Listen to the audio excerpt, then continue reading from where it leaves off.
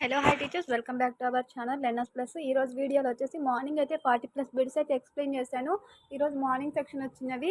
అదేవిధంగా ఇప్పుడు ఇంకో 50+ బిట్స్ అయితే ఇక్కడ ఎక్స్ప్లెయిన్ చేస్తాను. టోటల్గా 100 బిట్స్ వరకు అయితే నేను గ్యాదర్ చేశాను. మార్నింగ్ సెక్షన్లో వచ్చినవి, ఇంకా ఆఫ్టర్నూన్ సెక్షన్లో వచ్చిన బిట్స్ అయితే ఇంకేం తెలియలేదు. తెలిస్తే అది కూడా అప్డేట్ చేస్తాను.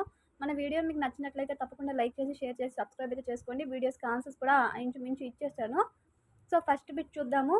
భవిష్యత్తు కాలం అనగానేమి? భవిష్యత్తు కాలం అనగానేమి అంటే ఒక బిట్ ఇచ్చి దానికి సంబంధించి ఒక లైన్ ఇచ్చి దానికి సంబంధించి ఇచ్చాడనమాట. అది భవిష్యత్తు కాలానికి సంబంధించిన బిట్. నెక్స్ట్ ద్విగు సమాసం గురించి ఇచ్చాడు. ద్విగు సమాసం అంటే సంఖ్య గల సమాసాన్ని ఏమంటారంటే ద్విగు సమాసం అనేసి అంటారు.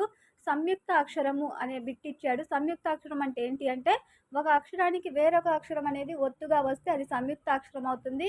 ద్విత్వాక్షరం అంటే ఆ అక్షరానికి అదే అక్షరము ఒత్తుగా వస్తే అది ద్విత్వాక్షరం అవుతుందన్నమాట. సో సంయుక్తాక్షరం అంటే ఒక అక్షరానికి వేరొక అక్షరము ఒత్తుగా వచ్చేది. నెక్స్ట్ 5/4ని శాత రూపంలోకి మార్చగా. 5/4ని శాత రూపంలో అంటే 5/4 × 100 చేస్తే మనకు 125% అనేది వస్తుంది. నెక్స్ట్ పిల్లల పెంపక శైలిలో విజయవంతమైన శైలి. దీనికి ఆన్సర్ మీరు కమెంట్ చేయండి. నా ఓల్డ్ బుక్ మిస్ అయ్యింది, ఓల్డ్ బుక్లో ఉంది.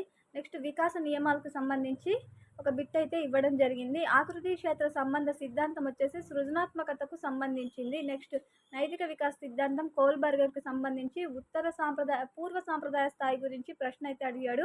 నెక్స్ట్ డిస్లెక్సియా అంటే పఠన సంబంధ వైకల్యానికి సంబంధించింది. డిస్గ్రాఫియా అంటే రాతకు సంబంధించింది. డిస్క్లాసియా అంటే గణితానికి సంబంధించింది. డిస్ఫేసియా అంటే మాట్లాడడానికి సంబంధించింది. నెక్స్ట్ అతిశయోక్తి అలంకారం అనేది ఇచ్చాడు. నెక్స్ట్ 17/4ను మిశ్రమ భిన్నంగా మారిస్తే 17/4ని మిశ్రమ భిన్నంగా మారిస్తే 4 1/4 అవుతుంది. మిశ్రమ భిన్నంగా ఎలా మార్చాలంటే 4 17 4 16 1 4 1/4 4 1/4 ఆన్సర్ వచ్చేసి 4 1/4. నెక్స్ట్ ఆంధ్రప్రదేశ్ కాశ్మీర్ అని దేన్ని పిలుస్తారు? ఆంధ్రప్రదేశ్ కాశ్మీర్ అని లంబసింగిని పిలుస్తారు. ఆంధ్రప్రదేశ్ కాశ్మీర్ ఏది అంటే ఆంధ్రప్రదేశ్లో యొక్క కాశ్మీరు లంబసింగి. నెక్స్ట్ సతీ సహగమన నిషేధ చట్టం అమలు చేసిన సంవత్సరం.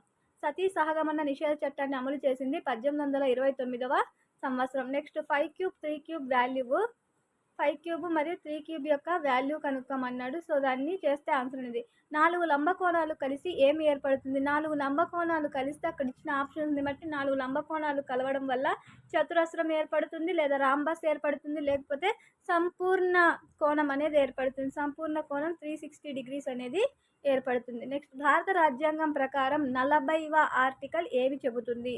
భారత రాజ్యాంగం ప్రకారం 40వ ఆర్టికల్ ఏం చెప్తుందంటే స్థానిక స్వపరిపాలన గురించి చెబుతుంది. నెక్స్ట్ 7.3 మీటర్స్ని సెంటీమీటర్లలో మార్చగా 7.3 మీటర్స్ని సెంటీమీటర్లకు మార్స్తే 1 సెంటీమీటర్కి 100 మీటర్స్. సో క్యాల్కులేట్ చేస్తే ఆన్సర్ అనేది వస్తుంది. నెక్స్ట్ పద్మశ్రీ తీసుకున్న ఫస్ట్ మహిళా సైంటిస్ట్ వచ్చేసి జానకి అమల్ అద్వలాత్ కక్కర్. ఇది వచ్చేసి 7th క్లాస్లో ఉన్న బిట్, న్యూ టెక్స్ట్ బుక్లో. నెక్స్ట్ మాన్సూన్ మిస్ట్ అంటే ఏమిటి? మాన్సూన్ అంటే ఋతువు, మిస్ట్ అంటే పొగమంచు అనేసి అర్థము. నెక్స్ట్ చిల్లరలో ఉన్న లఘువులు వచ్చేసి 2 లఘువులు ఉన్నాయి. గురువు, లఘువు చిల్లర గణాలు అడిగితే. నెక్స్ట్ శాస్త్రీయ నిబంధన సిద్ధాంతంలో ఆహారం అనేది సహజ ఉద్దీపన అవుతుంది లేదా నిర్నిబంధిత ఉద్దీపన అవుతుంది. నెక్స్ట్ పున్నమి పూత అమావాస్య ఆరగింపు. ఇది ఒక ఏమవుతుందంటే పున్నమి పూత అమావాస్య ఆరగింపు అనేది ఒక సామెత అవుతుంది. దీని యొక్క పొడుపు కథ విప్పం అంటే ఇది వచ్చేసి దాని తేనె తుట్ట. నెక్స్ట్ కాకతీయ కాలంలో గ్రామ పెద్దలు ఎవరు అంటే రెడ్డి గారు గ్రామ పెద్దలుగా ఉండేవాళ్ళు. నెక్స్ట్ 1 కిలోబైట్ ఈక్వల్ టు 1024 బైట్స్కి ఈక్వల్. అదే 10,024 కిలోబైట్స్ ఈక్వల్ టు అనిస్తే మాత్రము ఎంబీకి ఈక్వల్, అంటే 1 MB అంటే మెగాబైట్, తర్వాత గిగాబైట్. నెక్స్ట్ 1 hour 12 minutes 10 secondsని సెకండ్స్లోకి మార్చగా అనే బిట్ అయితే ఇవ్వడం జరిగింది. నెక్స్ట్ రాంబస్ 4 కోణాలు లంబకోణాలు అయితే రాంబస్ యొక్క 4 కోణాలు లంబకోణాలు అయితే అదేమవుతుందంటే చతురస్రం అవుతుంది. నెక్స్ట్ రేఖాఖండానికి ఎన్ని అంత్య బిందువులు ఉంటాయి? ఒక రేఖాఖండం తీసుకుంటే దానికి ఎన్ని అంత్య బిందువులు ఉంటాయంటే ఇటొకటి, ఇటొకటి. సో, ఎన్నంటే 2 అంత్య బిందువులు ఉంటాయి. నెక్స్ట్ ఉపగమ సంఘర్షణ గురించి అయితే బిట్ ఇవ్వడం జరిగింది. ఉపగమ సంఘర్షణ అంటే ఏంటి అంటే 2 తనకిష్టమైనవిగా ఉండేవి. నెక్స్ట్ స్టీలు కన్నా బలమైనది ఏది? అక్కడ ఊలు, తర్వాత ఊలు, ఇంకా ఏదో ఇచ్చాడు. కానీ స్టీలు కన్నా బలమైంది నైలాన్ అక్కడ ఇచ్చిన ఆప్షన్స్ని బట్టి. నెక్స్ట్ ఒక పద్యం ఇచ్చి ఆ పద్యంలో నుంచి ధర అంటే అర్థం అనేసి అడిగాడంట. అది భూమి, ధర అంటే భూమి. నెక్స్ట్ విభక్తుల నుంచి ఒక బిట్ అయితే ఇచ్చాడు. రాళ్లపాడు పక్షి సంరక్షణ కేంద్రం ఎక్కడ ఉంది? రాళ్లపాడు పక్షి సంరక్షణ కేంద్రం ఆంధ్రప్రదేశ్లోని నంద్యాల జిల్లాలో ఉంది. ఇది వచ్చేసి ఒక వన్యప్రాణి అభయారణ్యము.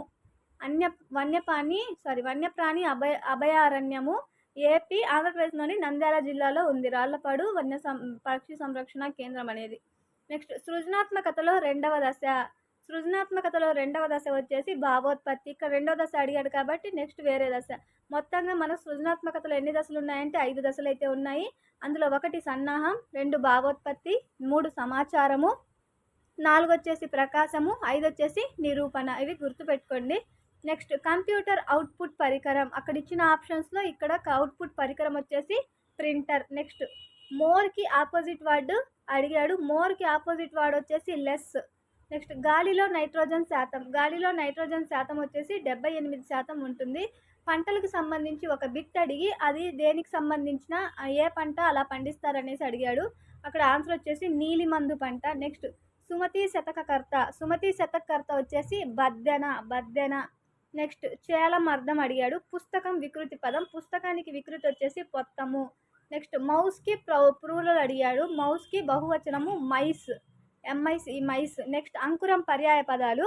అంకురానికి పర్యాయ పదాలు వచ్చేసి ఈరిక, చిగురు, మొక్క లేదా మొలక, మోసు, ఇలా చాలా ఉన్నాయన్నమాట. సో అక్కడ ఇచ్చిన ఆప్షన్స్ని బట్టి ఏముంది. నెక్స్ట్ గాలి కొరకు అని వచ్చిందంటే అది ఏ సమాసం అవుతుందంటే చతుర్థి తత్పురుష సమాసము.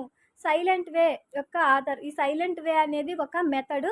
దీని యొక్క ఆథర్ ఎవరు అంటే కాలిబ్ గట్టెగ్నో.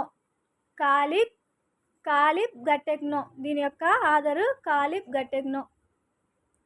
టీఎల్ఎంను ఏ సమయంలో ఉపయోగిస్తారు? టీఎల్ఎంను సందర్భోచితంగా ఉపయోగిస్తారు. బైలింగ్వల్ మెథడ్ ఎవరిది అంటే సీజే డాడ్సన్. ఇతని యొక్క కాలం వచ్చేసి 1967 కాలం. నెక్స్ట్ ఆల్ఫాబెటిక్ ఆర్డర్ గురించి ఇచ్చాడు. నెక్స్ట్ వచ్చేసి 2^5/2^8^5 ఇంటూ 2^-5. దీన్ని సింప్లిఫై చేస్తే 2^-20 అనేది ఆన్సర్గా వస్తుంది. నెక్స్ట్ ఒక అడ్డు వరుసలో 5 చెట్లు ఉంటే n అడ్డు వరుసల్లో ఎన్ని చెట్లు ఉంటాయంటే 5 × n చేస్తే 5n. నెక్స్ట్ లింగవచన విభక్తి అనేది ఏమవుతుందంటే లింగవచన విభక్తులు ఉండేవి అవ్యయం అవుతుంది. సో 50+ బిట్స్, మార్నింగ్ 40+ బిట్స్ అయితే చెప్పాను. టోటల్గా మనకు ఇక్కడే 100 బిట్స్ అనేది కవర్ అవ్వడం జరిగింది. సో ఇంకా బిట్స్ ఏమన్నా తెలిస్తే నేను వీడియో అయితే చేస్తాను. వీడియో యూస్ఫుల్ అనిపిస్తే తప్పకుండా లైక్ అండ్ షేర్, కామెంట్ అయితే చేయండి. మీకు తెలిసిన బిట్స్ ఏమన్నా ఉండుంటే నాకు కామెంట్ అనేది చేయండి. Thank you for watching.